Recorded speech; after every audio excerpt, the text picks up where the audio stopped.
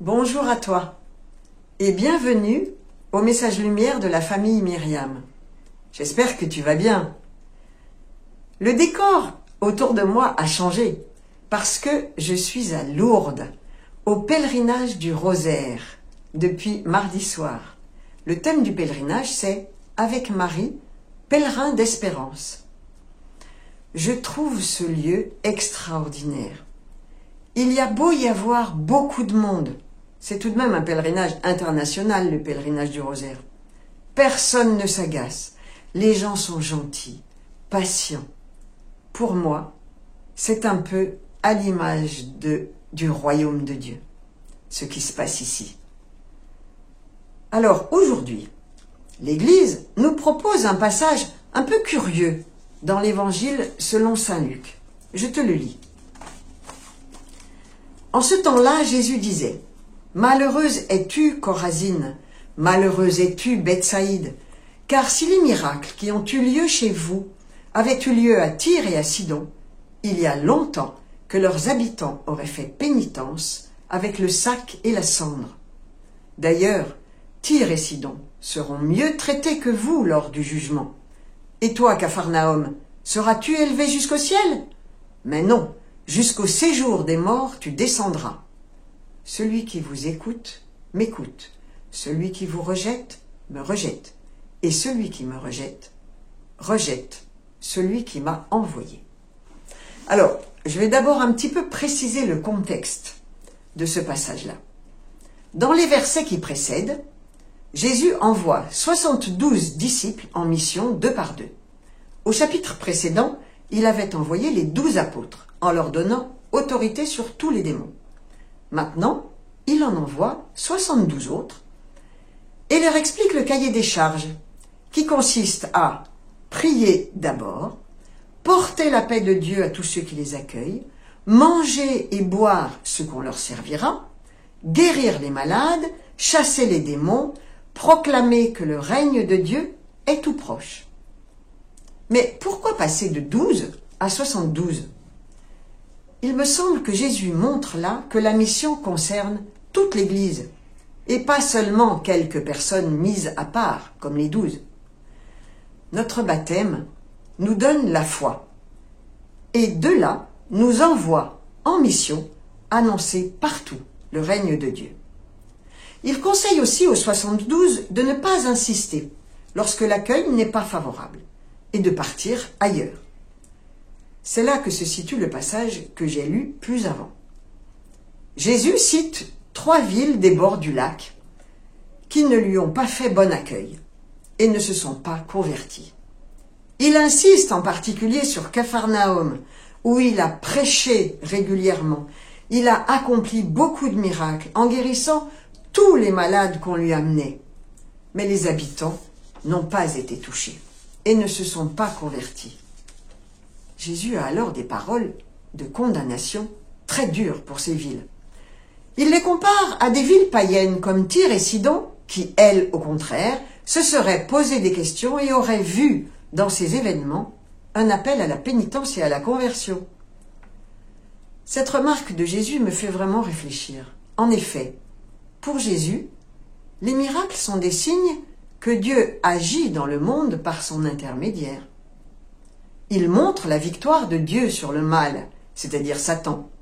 Et donc ils annoncent la venue du règne de Dieu.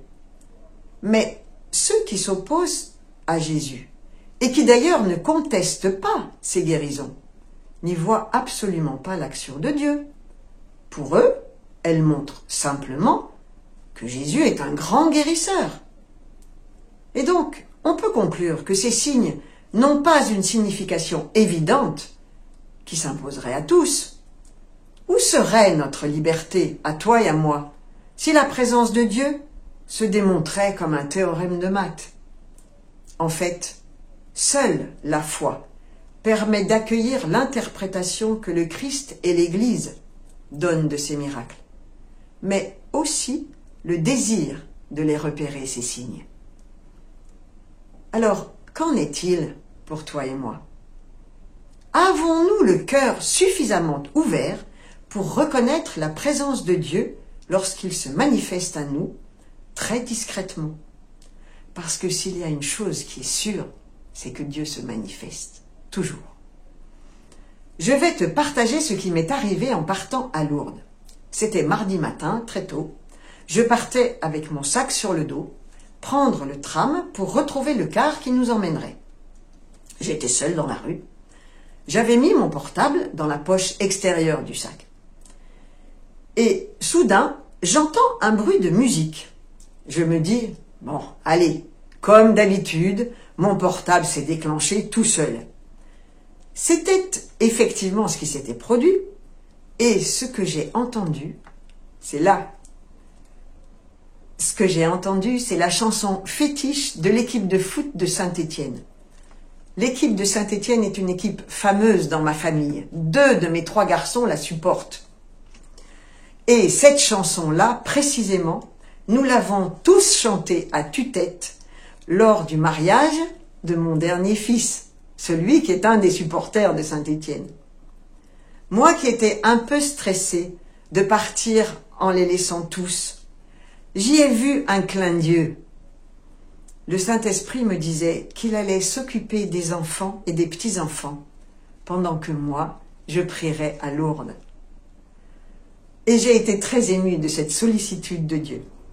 Quelqu'un d'autre aurait pu dire « ton portable saute dans le sac, donc il se déclenche ». Mais c'est le hasard, vraiment le hasard, si c'est cette chanson-là et pas autre chose que tu entends.